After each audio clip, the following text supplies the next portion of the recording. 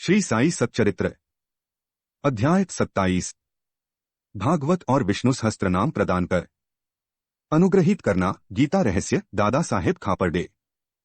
इस अध्याय में बतलाया गया है कि श्री साई बाबा ने किस प्रकार धार्मिक ग्रंथों को करस्पर्श कर अपने भक्तों को पारायण के लिए देकर अनुग्रहित किया तथा और भी अन्य घटनाओं का उल्लेख किया गया है। प्रारंभ। जनसाधारण का ऐसा विश्वास है कि समुद्र में स्नान कर लेने ही समस्त तीर्थों तथा पवित्र नदियों में स्नान करने का पुण्य प्राप्त हो जाता है।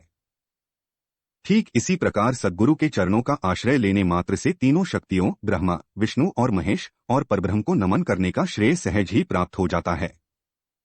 श्री सच्चिदानंद साई महाराज तो भक्तों के लिए कल्पतरु, दया के सागर और आत्मानुभूति देने वाले हैं। हे साई, तुम अपनी कथाओं के श्रवण में मेरी श्रद्धा जागृत कर दो। घनघोर वर्षा ऋतु में जिस प्रकार चातक पक्षी स्वाति नक्षत्र की केवल एक बूंद का पान कर प्रसन्न हो जाता है, उसी प्रकार अपनी कथाओं के सार सिंधु से प्रकटित एक जल कण का सहस्त्रांश दे दो, जिससे पाठकों और श्रोताओं के हृदय तृप्त होकर प्रसन्नता से भरपूर हो जाएं। शरीर से स्वेद प्रवाहित होने लगे, आंसुओं से नेत्र परिपूर्ण हो जाएं, प्राण स्थिरता पाकर चित्त एकाग्र हो जाए और पल पल पर रोमांच हो उठे, ऐसा सात्विक भाव सभी में जागृत कर दो। पारस्परिक वैमनस्य तथा वर्गपवर्ग का भेदभाव नष्ट कर दो, जिससे वे तुम्हारी भक्ति में सिसके बिलखे और कंपित हो उठें। यदि ये सब भाव उत्पन्न होने लगें तो इसे गुरु कृपा के लक्षण जानो। इन भावों को अंतःकरण में उदित देखकर गुरु अत्यंत प्रसन्न होकर तुम्हें आत्मानुभूति की ओर अग्रसर करेंगे। माया से मुक्त होने का एकमात्र सहज उपाय अनन्य भाव से केवल श्री साई बाबा की शरण जाना ही है। वेद वेदांत भी मायारूपी सागर से पार नहीं उतार सकते, यह कार्य तो केवल सद्गुरु द्वारा ही संभव है। समस्त प्राणियों और भूतों में ईश्वर दर्शन करने के योग्य बनाने की क्षमता केवल उन्हीं में है। पवित्र ग्रंथों का प्रदान। गत अध्याय में बाबा की उपदेश शैली की नवीनता ज्ञात हो चुकी है। इस अध्याय में उसके केवल एक उदाहरण का ही वर्णन करेंगे। भक्तों को जिस ग्रंथ विशेष का पारायण करना होता था, उसे वे बाबा के करकमलों में भेंट कर देते थे, और यदि बाबा उसे अपने करकमलों से स्पर्श कर लौटा देते तो वे उसे स्वीकार कर लेते थे। उनकी ऐसी भावना हो जाती थी कि ऐसे ग्रंथ का यदि नित्य पठन किया जाएगा तो बाबा सदैव उनके साथ ही होंगे। एक बार काका महाजनी श्री एकनाथी भागवत लेकर शिरडी आए। श्यामा ने यह ग्रंथ अध्ययन के लिए उनसे ले लिया और उसे लिए हुए वे मस्जिद में पहुंचे। तब बाबा ने वह ग्रंथ श्यामा से ले लिया और उन्होंने उसे स्पर्श कर कुछ विशेष पृष्ठों को देखकर उसे संभाल कर रखने की आज्ञा देकर वापस लौटा दिया। श्यामा ने उन्हें बताया कि यह ग्रंथ तो काका साहेब का है और उन्हें इसे वापस लौटाना है। तब बाबा कहने लगे कि नहीं नहीं, यह ग्रंथ तो मैं तुम्हें दे रहा हूं, तुम इसे सावधानी से अपने पास रखो, यह तुम्हें अत्यंत उपयोगी सिद्ध होगा। कुछ दिनों के पश्चात काका महाजनी पुनः श्री एकनाथी भागवत की दूसरी प्रत लेकर आए और बाबा के करकमलों में भेंट कर दी, जिसे बाबा ने प्रसाद स्वरूप लौटाकर उन्हें भी उसे सावधानी से संभाल कर रखने की आज्ञा दी। साथ ही बाबा ने उन्हें आश्वासन दिया कि यह तुम्हें उत्तम स्थिति में पहुंचाने में सहायक सिद्ध होगा। काका ने उन्हें प्रणाम कर उसे स्वीकार कर लिया। श्यामा और विष्णु सहस्त्रनाम। श्यामा बाबा के अंतरंग भक्त के थे, इस कारण बाबा उन्हें विष्णु सहस्त्रनाम प्रसाद रूप में देने की कृपा करना चाहते थे। तभी एक रामदासी आकर कुछ दिन शिरडी में ठहरा। वह नित्य नियमानुसार प्रातःकाल उठता और हाथ मुंह धोने के पश्चात स्नान कर भगवा वस्त्र धारण करता तथा शरीर पर भस्म लगाकर विष्णु सहस्त्रनाम का जाप किया करता था और बहुधा इन्हीं ग्रंथों को ही पढ़ा करता था। कुछ दिनों के पश्चात बाबा ने श्यामा को भी विष्णु सहस्त्रनाम से परिचित कराने का विचार कर रामदासी को अपने समीप बुलाकर उससे कहा कि मेरे उदर में अत्यंत पीड़ा हो रही है और जब तक मैं सोनामुखी का सेवन न करूंगा तब तक मेरा कष्ट दूर न होगा। तब रामदासी ने अपना पाठ स्थगित कर दिया और वह औषधि लाने बाजार चला गया। उसी समय बाबा अपने आसन से उठे और जहां वह पाठ किया करता था वहां जाकर उन्होंने विष्णु सहस्त्रनाम की वह पुस्तिका उठाई और पुनः अपने आसन पर विराजमान होकर श्यामा से कहने लगे कि यह पुस्तक अमूल्य और मनोवांछित फल देने वाली है, इसलिए मैं तुम्हें इसे प्रदान कर रहा हूं ताकि तुम इसका नित्य पठन करो। एक बार जब मैं बहुत रुग्ण था तो मेरा हृदय धड़कने लगा, मेरे प्राण पखेरु उड़ना ही चाहते थे कि उसी समय मैंने इस सद्ग्रंथ को अपने हृदय पर रख लिया। कैसा सुख पहुंचाया इसने। उस समय मुझे ऐसा ही भान हुआ मानो अल्लाह ने स्वयं ही पृथ्वी पर आकर मेरी रक्षा की। इस कारण यह ग्रंथ मैं तुम्हें दे रहा हूं। इसे थोड़ा धीरे धीरे, कम से कम एक श्लोक प्रतिदिन अवश्य पढ़ना, जिससे तुम्हारा बहुत भला होगा। तब श्यामा कहने लगे कि मुझे इस ग्रंथ की आवश्यकता नहीं, क्योंकि इसका स्वामी रामदासी अतिक्रोधी व्यक्ति है, जो व्यर्थ ही अभी आकर लड़ने को तैयार हो जाएगा। अल्पशिक्षित होने के नाते मैं संस्कृत भाषा में लिखित इस ग्रंथ को पढ़ने में भी असमर्थ हूं। श्यामा की धारणा थी कि बाबा मेरे और रामदासी के बीच मनमुटाव करवाना चाहते हैं, इसलिए ही उन्होंने यह नाटक रचा है। बाबा का विचार उनके प्रति क्या था, यह उनकी समझ में न आया। बाबा येन केन प्रकारेण विष्णु सहस्त्र नाम उसके कंठ में उतार देना चाहते थे। वे तो अपने एक अल्पशिक्षित अंतरंग भक्त को सांसारिक दुहकों से मुक्त कर देना चाहते थे। ईश्वर नाम के जाप का महत्व तो सभी को विदित ही है, जो हमें पापों से बचाकर कुवृत्तियों से हमारी रक्षा कर जन्म तथा मृत्यु बंधन से छुड़ा देता है। यह आत्मशुद्धि के लिए एक उत्तम साधन है, जिसमें न किसी सामग्री की आवश्यकता है और न किसी नियम के बंधन की। इससे सुगम और प्रभावकारी साधन अन्य कोई नहीं। बाबा की इच्छा तो श्यामा से यह साधना कराने की थी, परंतु श्यामा ऐसा न चाहते थे, इसीलिए बाबा ने उन पर दबाव डाला।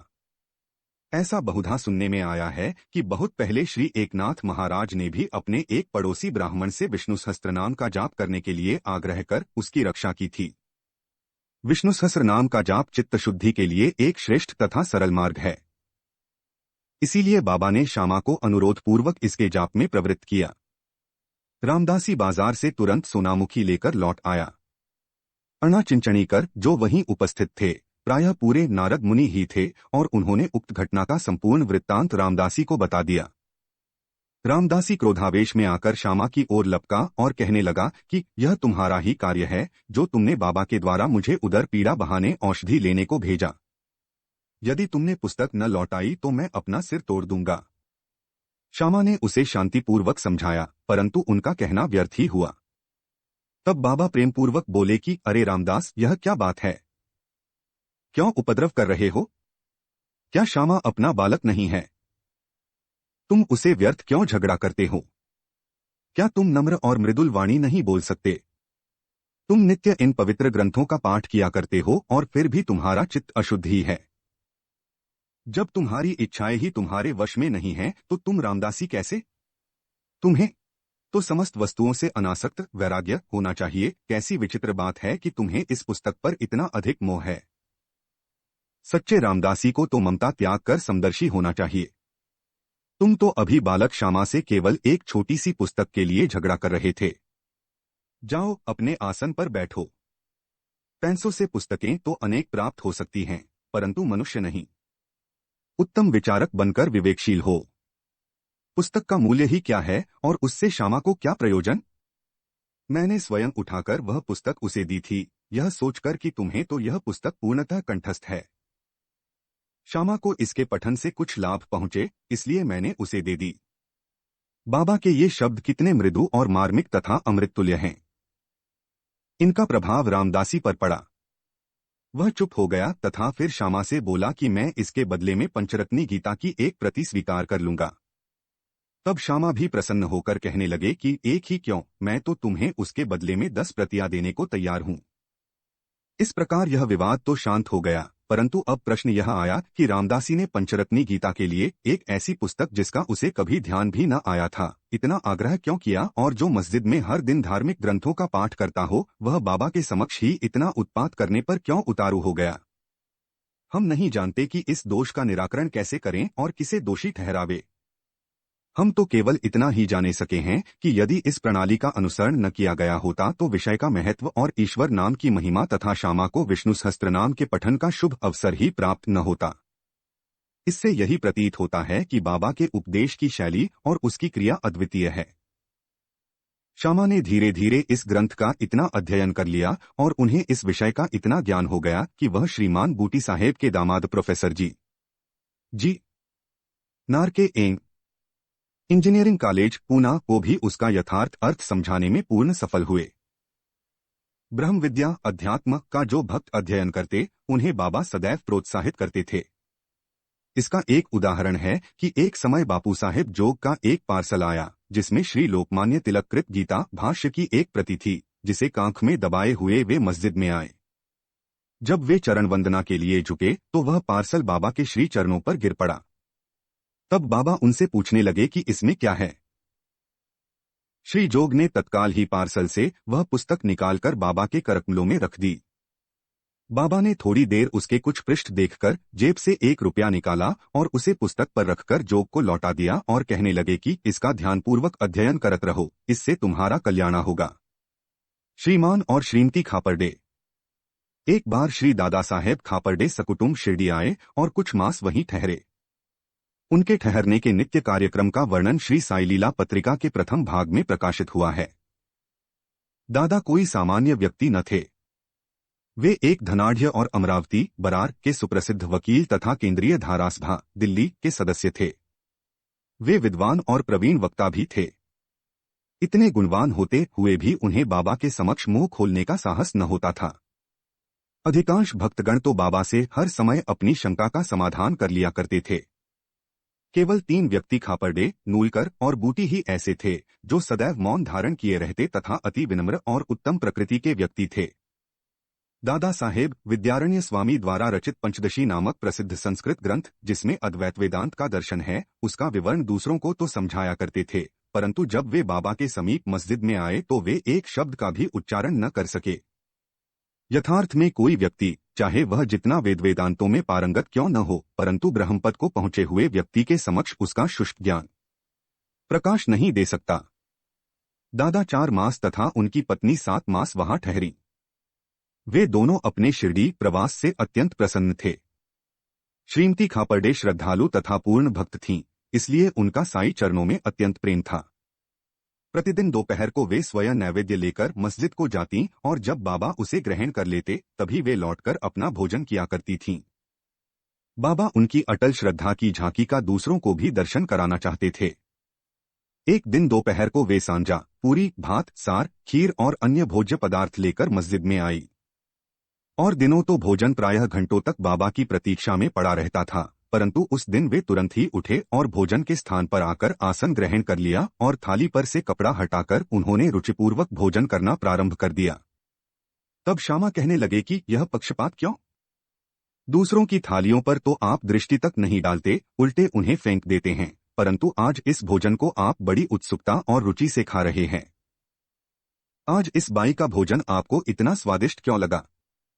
यह विषय तो हम लोगों के लिए एक समस्या बन गया है। तक बाबा ने इस प्रकार समझाया। सचमुच ही इस भोजन में एक विचित्रता है। पूर्व जन्म में यह बाई एक व्यापारी की मोटी गाय थी जो बहुत अधिक दूध देती थी। पशुओं ने त्याग कर इसने एक माली के कुटुंब में जन्म लिया। उस जन्म के उपरांत फिर यह एक क्षत्रिय वंश में उत्पन्न हुई और इसका ब्याह एक व्यापारी से हो गया। इस बार एक ब्राह्मण के घर उनका जन्म हुआ है। दीर्घकाल के पश्चात ध्रुव से भेंट हुई है, इसलिए इनकी थाली में से प्रेमपूर्वक 4 ग्रास तो खा लेने दो। ऐसा कहकर बाबा ने भरपेट भोजन किया और फिर हाथ मुंह धोकर और तृप्ति की 4-5 डकारे लेकर वे अपने आसन पर पुनः विराजे। फिर श्रीमती खापरडे ने बाबा को नमन किया और उनके पाद सेवन करने लगी। बाबा उनसे वार्तालाप करने लगे और साथ साथ उनके हाथ भी दबाने लगे। इस प्रकार यह परस्पर सेवा करते देख श्यामा मुस्कुराने लगा और बोला कि देखो तो एक अद्भुत दृश्य है कि भगवान और भक्त एक दूसरे की सेवा कर रहे हैं। उनकी सच्ची लगन देखकर बाबा अत्यंत कोमल तथा मृदु शब्दों में अपने श्रीमुख से कहने लगे कि अब सदैव राजाराम का जाप किया करो और यदि तुमने इसका अभ्यास क्रमबद्ध कर लिया तो तुम्हें अपने जीवन के ध्येय की प्राप्ति अवश्य हो जाएगी। तुम्हें पूर्ण शांति प्राप्त होकर अत्यधिक लाभ होगा। आध्यात्मिक विषयों से अपरिचित व्यक्तियों के लिए यह घटना साधारण सी प्रतीत होगी, परंतु शास्त्रीय भाषा में यह शक्तिपात के नाम से विदित है, अर्थात गुरु द्वारा शिष्य में शक्ति संचार करना। बाबा के वे शब्द कितने शक्तिशाली और प्रभावकारी थे जो एक क्षण में ही हृदय कमल में प्रवेश कर गए और वहां अंकुरित हो उठे। यह घटना गुरु शिष्य संबंध के आदर्श की द्योतक है। गुरु शिष्य दोनों को एक दूसरे को अभिन्न जानकर प्रेम और सेवा करनी चाहिए, क्योंकि उन दोनों में कोई भेद नहीं है। वे दोनों अभिन्न और एक ही हैं जो कभी पृथक नहीं हो सकते। शिष्य गुरुदेव के चरणों पर मस्तक रख रहा है, यह तो केवल बाह्य दृश्य मात्र है। आंतरिक दृष्टि से दोनों अभिन्न और एक ही हैं, तथा जो उनमें भेद समझता है वह अभी अपरिपक्व और अपूर्ण ही है। श्री सद्गुरु साईनाथार्पणमस्तु। शुभं भवतु।